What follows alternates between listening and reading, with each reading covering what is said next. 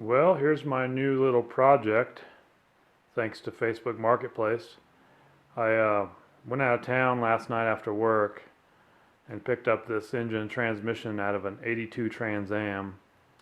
It's a 305, which is not why I bought it, but I bought this setup for the borg-warner T-10 transmission. I've got a Saginaw cast iron 4-speed in my Chevelle right now. Well, I have for a long time. And I really can't afford a nice T10 or Muncie, but this whole setup was fairly cheap. And the guy who sold me this, he's doing an LS swap, so I got a pretty good deal on this. And now I'll be able to put this T10 into my Chevelle, which will be much lighter. I believe this is the wide ratio variety, which won't be great for drag racing, but for the street it'll be just fine. And it should be stronger and lighter than the Saginaw I have. So anyway, all this was running. The 305 was running. There's a bunch of parts came with it. I got some new parts with it, some new gaskets, new spark plugs even.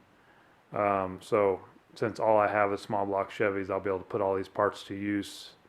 And the 305 has the 416 heads, which are one of the better castings. I'll end up keeping those. I don't know what I'm going to do with the short block.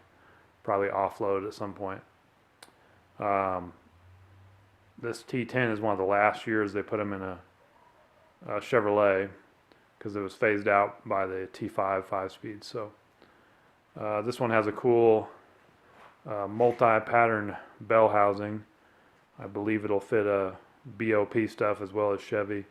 I won't be using it because I have a scatter shield, but anyway, it's kind of cool. I got my money's worth just in parts, and one of the cheapest T10s I've found in a long time, so should work out nice. I got to separate everything. I'll start parting it out and get this thing cleaned up, and probably have another video on it once I get it all disassembled and cleaned up.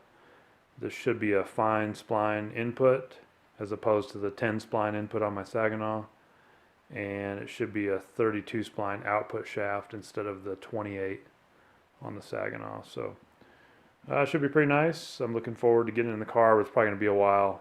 I'm going to buy a new clutch and such, and see if I can make my Hurst shifter work with this transmission.